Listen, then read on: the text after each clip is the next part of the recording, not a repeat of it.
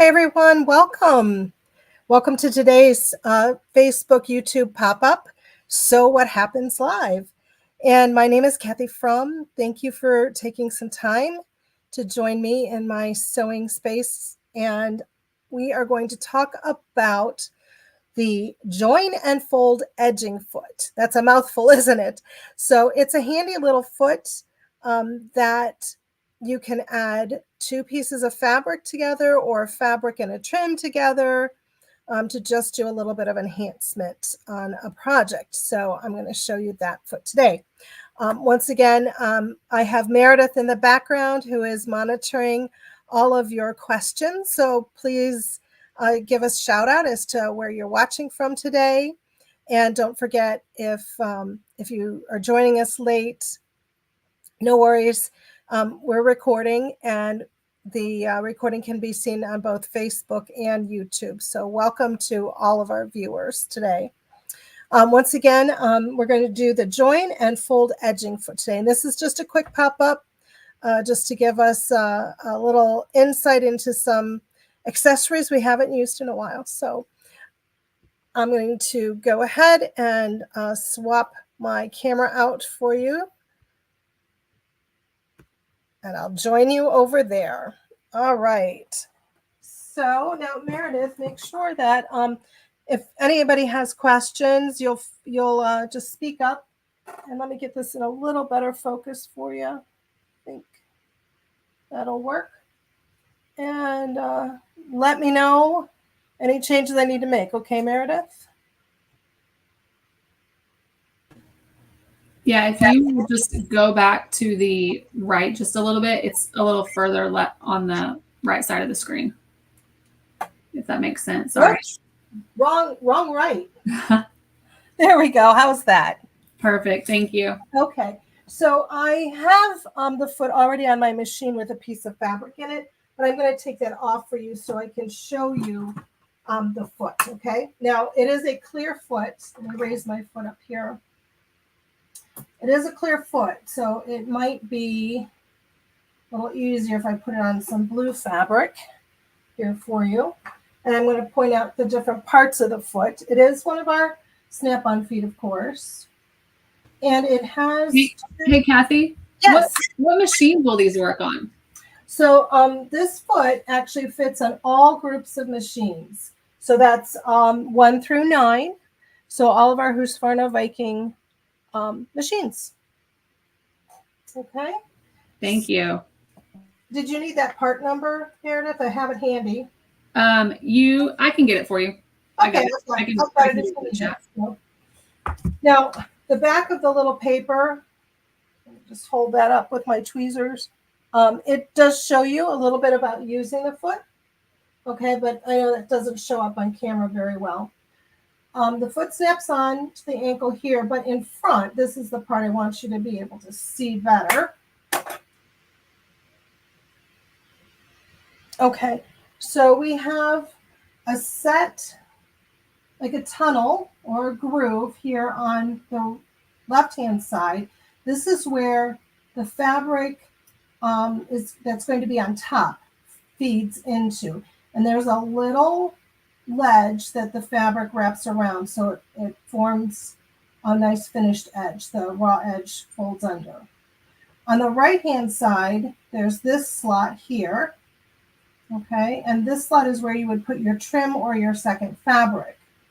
So you do not have to use trim with this.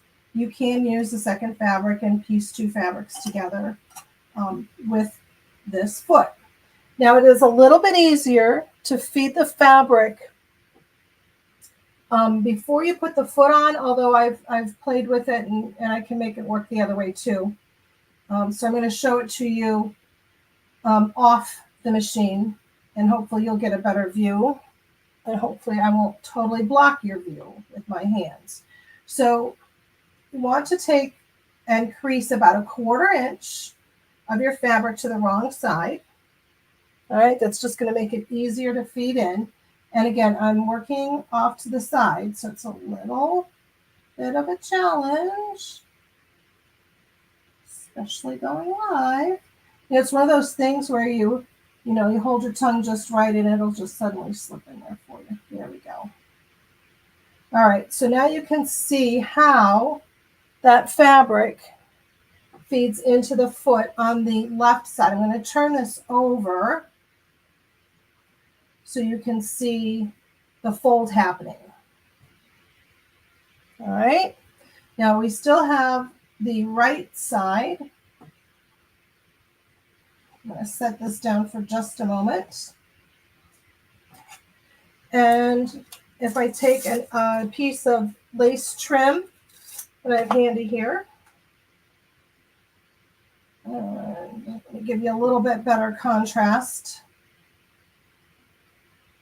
How about if I lower my foot to hold that piece of fabric in place? That always works well. And so our lace trim, or our second fabric, is going to feed in this guide right under here. Okay, so it'll be under the foot and in that guide like so. Now I'm going to actually put this on and sew with it. So just give me a second to rearrange. Hey, Kathy. Yes. Do you have to press and fold the whole thing, or will it automatically fold once you start going? You know, this short little piece, I just did the whole thing, but I've done longer pieces where you don't really have to. You just need enough to get going. I'd say a couple inches.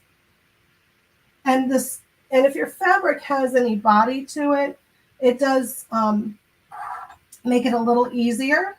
If your fabric is particularly soft and doesn't have a lot of body to it, if you can use a little best press or something, that might make it a little easier to handle in the fold. If it's struggle to handle it, then you might want to press it all the way down, Meredith. Okay, that's a great question.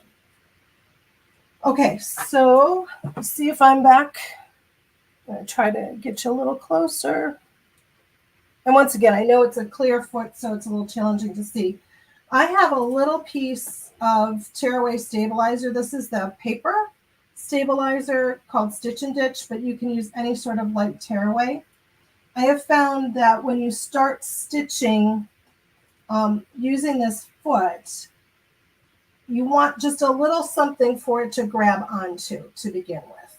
So I like a quick tearaway that's going to go away.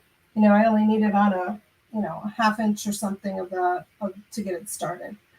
So now I'm going to place, so I've got that stabilizer underneath. I found it's easier to get it under the fabric at this point. Hey, Kathy. Yes. Are you able to get it into a little better focus? I think it's because it's so bright. So are you able to back out just a little bit? I think it's trying to overcompensate with the brightness. Is that any better? I think that's a little better, yeah. Let me see here. Whoa. How's that? There you go. That's better. Thank you. Sometimes when you stick your hands back under there, like I know when I do mine, I stick my hands under there and it changes the lighting in some way. Right. Okay. So we're going to get this piece of lace trim in that right-hand groove. All right. And then I'm going to just slide this back a little bit so I'm closer to the end of my fabric.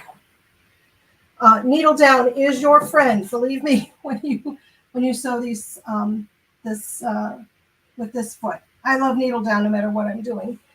Now, as far as the stitch goes, there are some specialty stitches, Meredith, built into our machines.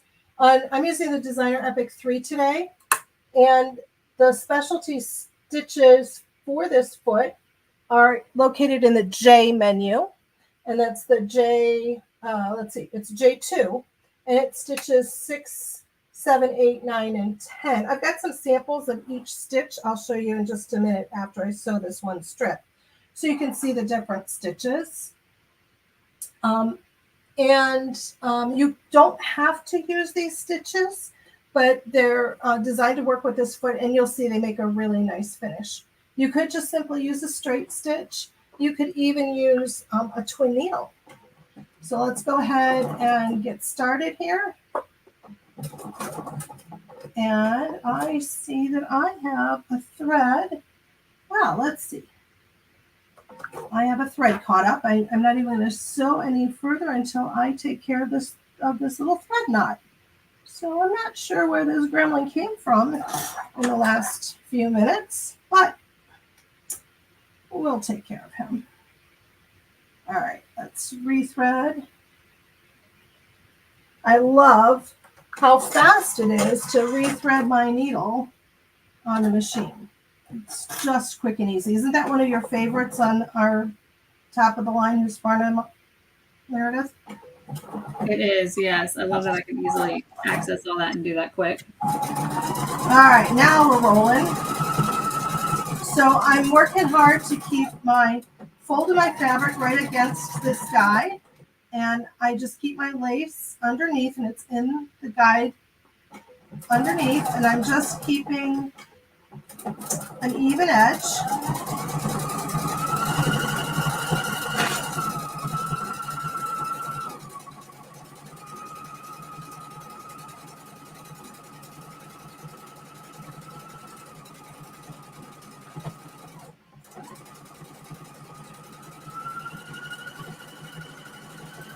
All right, I'm going to just use my thread cutter to trim that thread. I'm going to pull that out from underneath. Can you see how pretty that is? You can see the pretty little decorative stitch that it made right on top. And my tearaway will just rip away. There's not much to that. I just had it folded over and just pop that off. Oops. There we go. Now, whoops, have my tail attached to that yet. Go ahead and cut that off. And I want to show you that you don't have to do just lace to fabric. You can also do fabric to fabric. So if you want to join two fabrics together, you could do the same thing. Now I'm going to attempt to get that on there without taking the foot off this time. And here I have a piece of red fabric that I folded in half. So I've got my raw edges pointing to the left, and that would have gone in. Here's how my lace went in with the header to the left. So my raw edge is going to go into the left side here. Pop that baby in there. And we're just going to start part way down. And I don't think I'm going to use any stabilizer under there because I'm all fabric. I do find that my serger tweezers are very handy when sewing with this foot because there's a little opening here in the foot I can use to slide if I have to feed my fabric through.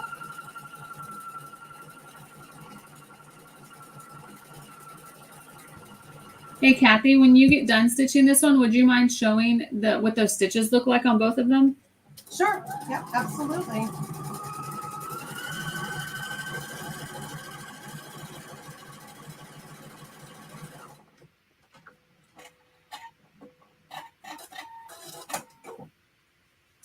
Okay.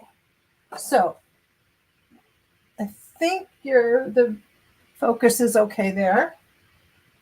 Is that good, Meredith? Can you see the stitches okay? It looks a little blurry. Do you want to try holding it up on your forward-facing camera? Sure, I will. We'll just come around and swap cameras out for you.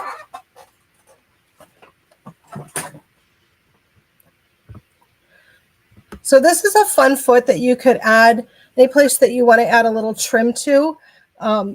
Here is, there we go. Here's the yellow one that I did. Okay. And this is the strip of red fabric that I just added to the blue. I get the light just right. I think you can see the stitch. So what it looks like on the back side, I wanted to show you as well. So here you can see the red strip is what was folded under, and then the blue on top. So you do have a little bit of a raw edge. However, these stitches that are designed to work with this are almost like an overcast stitch.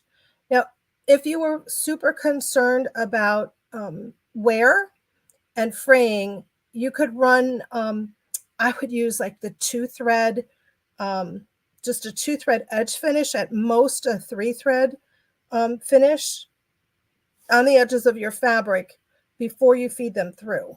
And that would give you even more durability. Now I have samples of each of the stitches that are in that menu. So it's in the J2 menu. So here is, oops, and the light's kind of washing that one out. Kind of see little flower on that one. There's some little leaves. This one is more of a geometric look, and I used a wider lace on it. Okay. And this one I like, it's got like little arrows pointing. See if I can get a good shot of that for you. Little arrows pointing to the lace. And then the last one is a heavier stitch. So I paired it with a heavier eyelet trim, and I like the look of those two together. So it's more of, if I hold it this way, you can see it's almost like an overcast stitch.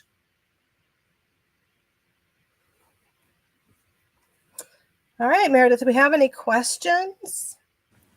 Would you mind just holding up that foot one more time in this camera and just mentioning what the foot is? Right. So this is the join and fold edging foot.